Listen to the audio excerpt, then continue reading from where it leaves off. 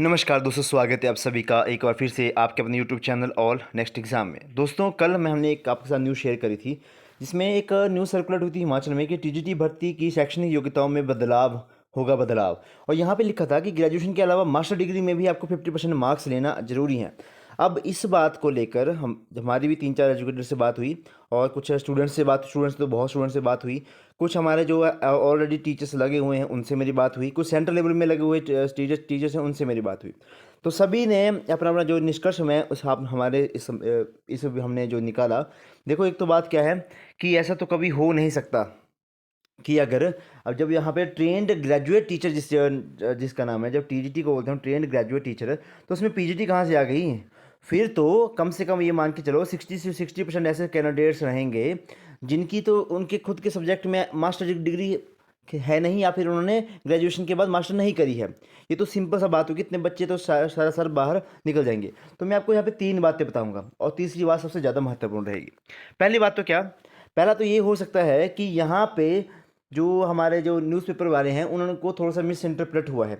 ऐसा हो सकता है कि पहले ऐसा होता था कि किसी के मान लो कि किसी के 50% मार्क्स नहीं है ग्रेजुएशन में, तो उनसे बोला जाएगा कि अगर आपने संबंधित सब्जेक्ट में आपके इतने नंबर हैं, इतने परसेंट नंबर हैं, तो आप अपने टीजीटी का फॉर्म भर सकते हैं। ये हो गया पहला पॉइंट। यानी कि किसी बच्चे के अगर ग्रेजुएशन में मार्क्स नहीं है 50% इन केस, ओके, और इन केस 50% मार्क्स नहीं है, या फिर उनकी मास्टर डिग्री उन्होंने सेम सब्जेक्ट में कर रखी है और वहाँ पे उनके जो मार्क्स हैं वो ज़्यादा हैं, तो एक तो उनको ये बेनिफिट दिया जाएगा इस के माध्यम से जब भी आरएमपी रूल्स नए लागू होंगे। पिछली जो मैंने वीडियोस करवाई, बहुत अलग अलग बुद्धिजीवी लोगों ने उसमें अपना अपना कमेंट दिया कि 2009 में चेंज हुए हैं ऐसा वैसा। बेटा अभी मैं बता दूं 2014 में भी एक बार चेंज हो चुके हैं और एक बार अभी पिछले टाइम में भी, क्योंकि रूसा के सिस्टम के बाद में, क्योंकि वहाँ पे जब 2020 में भर्ती हुई थी टीजीटी की, तो रूसा वाले बच्चे वहाँ पे भी सब्जेक्ट कॉम्बिनेशन के चलते हुए बाहर बहुत सारे हो गए थे। बट यहाँ पे लिखा गया, यहाँ पे मैं दिखाना चाहूँगा, यहाँ पे इसमें लिखा था कि जो भी आपकी भर्ती होंगी वो एनसीटीई के नियमों के तहत होंगी। और एनसीटीई सेंट्रल लेवल में अभी भी सब्जेक्ट कॉम्बिनेशन को लेकर लफड़ा है तो है। ये हमारे बहुत सारे स्टूडेंट्स हैं, मेरे क्लासमेट्स हैं बहुत सारे, जो कि सेंट्रल लेवल के टीजीटी एग्ज़ाम नहीं भर पाते इसी कारणवश। ये हो गया आपकी पहली बात। ओके, अब सेकंड पॉइंट क्या है? सेकंड पॉइंट मुझे ऐसा लगता है कि जब आपका, या तो ये क्या कर देंगे कि पर सब्जेक्ट, जैसे आपका सब्जेक्ट कॉम्बिनेशन, तो भाई अभी तक सब्जेक्ट कॉम्बिनेशन पे तो इन्होंने बात करी नहीं। वैसे तो हिमाचल प्रदेश के आरएमपी रूल्स अगर ये खुद से अपने नए संशोधित करेंगे फिर तो कोई बात नहीं, फिर तो जो आपका सब्जेक्ट कॉम्बिनेशन की दिक्कत थी उनको रिजॉल्व कर देंगे, वो करनी पड़ेगी उनको, क्योंकि रूसर सिस्टम गवर्नमेंट के द्वारा चलाया गया था, ना कि मतलब बच्चों ने खुद इसमें अडॉप्ट करा था। और रूसर सिस्टम में था कि आप कोई भी सब्जेक्ट जो अपनी मर्जी का पढ़ सकते हैं, ये तो था आप सभी थे, तो सभी ने 2 सब्जेक्ट अपने अपने अपने स्ट्रीम के पढ़े, एक अपना किसी और का पढ़ लिया। तो सब्जेक्ट कॉम्बिनेशन में यहाँ पे होगी गड़बड़। बहुत सारे लोग हैं, बहुत सारे लोग, मेरे खुद के ही बहुत जानने वाले कितने लोग हैं, ठीक है।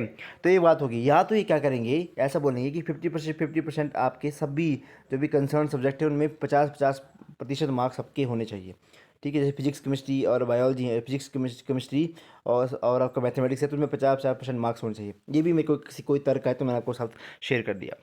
एक और तर्क था इसमें, एक पॉइंट ऐसा भी था। अब 50% मार्क्स लेने यहाँ पे जरूरी कर दिया है, वो सो कर दिया गया है। अब थर्ड पॉइंट क्या हो सकता है, जैसे कि सब्जेक्ट कॉम्बिनेशन वाले बच्चों को दिक्कत आ रही थी, ओके, अब बहुत सारे लोग थे, तो ऐसा हो सकता है कि अगर किसी ने जिनका सब्जेक्ट कॉम्बिनेशन सही नहीं होगा, वैसे मैं इसके बारे में बात नहीं कर रहा। सब्जेक्ट कॉम्बिनेशन जो है वो आपके कोर्ट में चैलेंज हो चुके हैं और कोर्ट में उनका जो आया था, उनके द्वारा जो डिसीजन आया था उसमें सब्जेक्ट कॉम्बिनेशन के जो इशू था उसको रिजॉल्व कर दिया गया था। बट अभी भी ढंग से सर्कुलेशन हिमाचल प्रदेश में ढंग से नहीं करी गई है। यह सभी आपको भी पता है। आप में से बहुत सारे लोग जो हैं वो बीएड कर रहे हैं और मेरे को पता है, मैंने आपको पहले बताया 3-4 साल से मैं बीएड के साथ जुड़ा हुआ हूँ। तो वहाँ पे ना एक एफिडेविट लगवाते हैं बीएड वाले कि कल को आपका सब्जेक्ट कॉम्बिनेशन में दिक्कत है तो कल को आप हमसे जॉब क्लेम करने के लिए यहाँ पर नहीं आ सकते। Got it? तो सब्जेक्ट कॉम्बिनेशन वाले बाद किसी में दिक्कत है बट उसने अपने सब्जेक्ट में मास्टर्स कर रखी है, मान लो कोई साइंस स्टूडेंट है, मेडिकल का स्टूडेंट है, उसने एक सब्जेक्ट आर्ट्स का पढ़ लिया था, तो अगर उसने एमएससी कर ली है अपने किसी सब्जेक्ट में, साइंस के सब्जेक्ट में, तो वो डायरेक्टली यहाँ पे इसके लिए एलिजिबल हो जाएगा। ये भी एक तर्क हो सकता है इसका, ठीक है। और थर्ड तर्क जो सबसे महत्वपूर्ण है वो ये हो सकता है कि ये सिर्फ ये है एक जुमला, ताकि बच्चों को इसमें उलझा दी जाए। देखो बेटा, जब से ये वाली न्यूज़ खबर में छपी है, कितने एडुकेटर्स हैं जो उसके ऊपर बात करना स्टार्ट कर दी और बहुत सारे लोगों के मेरे मतलब जो हमारे साथ भी कम से कम इस टाइम टीजीटी के 3-4 हज़ार बच्चे हमारे साथ भी जुड़े हैं। तो जब से ये वाली बात चली थी, सर्कुलेट हुई थी, तब से बहुत सारे लोगों को मतलब अलग अलग डाउट आ रहे थे कि सर हम करें या ना करें। बेटा कुछ नहीं होगा, एट द एंड जो है वो मेजोरिटी की जीत होती है। अगर ये पॉलिसी अगर लागू कर भी देते हैं, क्योंकि सरकार का कोई भरोसा नहीं है, अगर ये पॉलिसी लागू कर भी देते हैं तो भी आपको क्या रहेगा, आपको जब ये लागू हो गई तो आप हम इसको अपोज करेंगे बहुत तगड़े तरीके से और करना पड़ेगा। ठीक है। और एक लास्ट क्वेश्चन क्या है कि सरकार को अभी समय नहीं है भर्तियां करवाने का, ना उनके पास बजट है, तो ये एक जुमला फेंक दिया आपकी तरफ कि बेटा थोड़ा सा इसमें उलझ जाओ, आपके आरएमपी रूल्स नहीं बन पा रहे, तो अभी हम क्या कर सकते हैं, है ना। अभी तक भर्ती थोड़ी सी डिले हो रही है। भाई बहुत सारी भर्तियां होनी है इसमें।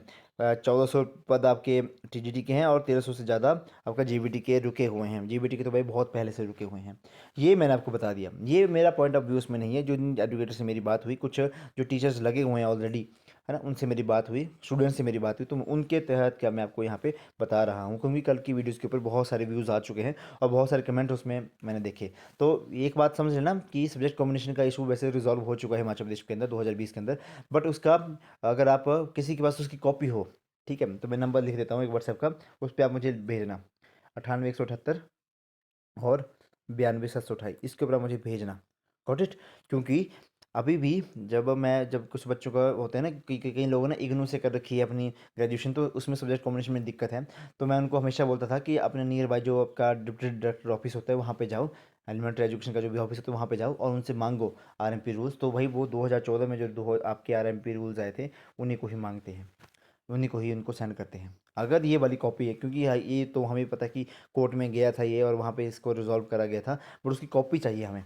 अगर किसी के पास होगी तो प्लीज़ मुझे सेंड करना, ताकि मैक्सिमम लोगों के जो डाउट है मैं आपके साथ शेयर कर सकूँ। बेटा मैं यहाँ पे आपको टेंशन देने के लिए नहीं हूँ, मैं हूँ आपको यहाँ पे समय समय पिक के ऊपर आपको सही जानकारी प्रोवाइड करवाने के ऊपर। मैं कभी भी ऐसे विषयों के ऊपर कभी भी मैं वीडियो जो है नहीं बनाता हूँ। मैं सीधा मकसद है मेरा कि पढ़ाओ लिखाओ और अपना काम करो, बट कभी कभी ज़रूरी हो जाता है जो बहुत सारे स्टूडेंट आपके साथ कनेक्टेड रहते हैं। ये मेरा पॉइंट ऑफ व्यू था। बाकी आप अपने जो आपको लगता है तो अपने कमेंट व्यूज़ अपने कमेंट बॉक्स में ज़रूर लिखें।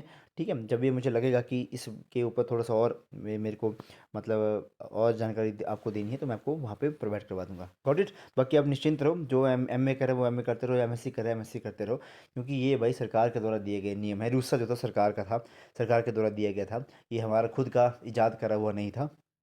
ओके। तो उसमें आपको रिलैक्सेशन ज़रूर मिलेगी, ये बात आप समझ लेना। आप अभी अपनी तैयारी पढ़ते रहो जो पढ़ रही हो आप सभी। और टीजीटी कमीशन बोल रहे कि सर कब आएगा, देखो इस तरह से लग रहा है मुझे ये भी और डिले आपका हो सकता है। ओके। और जो अभी बीएड कर रहे हैं बेटे बच्चे, बेटा आप तो नेक्स्ट टाइम के लिए तैयारी करना, है ना। क्योंकि अगर ये निकालेंगे तो मुझे लगता है अभी आने वाले 6 महीने के अंदर ये निकल जाएगा एग्ज़ाम। बाकी जब होगा तो देखा जाएगा, कोई पता नहीं एकदम से निकल जाए। अभी तक हमीरपुर बोर्ड को कोई पता नहीं कि कब वो चलेगा, कब क्या करेगा। बहुत सारे एग्ज़ाम उसके पेंडिंग है। अब कब ये उसको करवाएंगे उसकी जानकारी अभी तक ना हमें है ना ही कमीशन वालों को खुद को है। तो इन सब शब्दों के साथ आपसे आज की वीडियो को यहीं पे विदा करते हैं।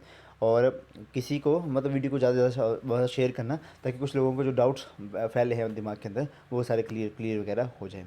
तो क्लास को यहीं पर समाप्त करना। आप सभी का दिन शुभ रहे। धन्यवाद। जय हिंद, जय हिमाचल, वंदे मातरम।